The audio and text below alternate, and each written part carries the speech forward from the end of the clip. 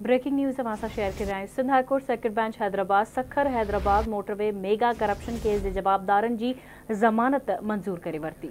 अदालत मटियारी के अॻूणे डीसी समेत 4 ॼणनि की ज़मानत मंजूर कई है। अदालत जवाबदारन की 15-15 लाख रुपयनि की मुचलकन एवज़ ज़मानत मंजूर कई। जवाबदारन में मटियारी के अॻूणे डीसी अदनान रशीद, सिंध बैंक मटियारी के area manager Tabish Shah, branch manager Mukhtiar Chandio ऐं सऊदुल हक शामिल हैं।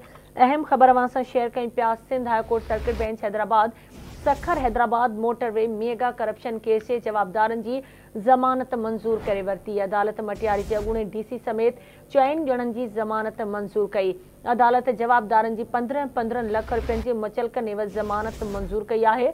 जवाबदारन में मटियारी के अॻूणे डीसी अदनान रशीद, सिंध बैंक मटियारी के area manager Tabish Shah, branch manager Mukhtiar Chandio ऐं सऊदुल हक शामिल हैं। Sindh high court circuit bench Hyderabad Sukkur Hyderabad motorway mega corruption case के जवाबदारन की ज़मानत मंजूर करे वरती है। तफ़सील मालूम कंदासीं। ससल लाइन ते मौजूद है हैदराबाद में आवाज़ न्यूज़ रिपोर्टर नसीर चन्ना।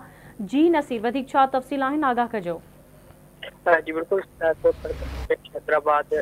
Hyderabad motorway mega corruption case में मटियारी के अॻूणे डीसी समेत 4 ॼणनि की ज़मानत मंजूर करे वरती है।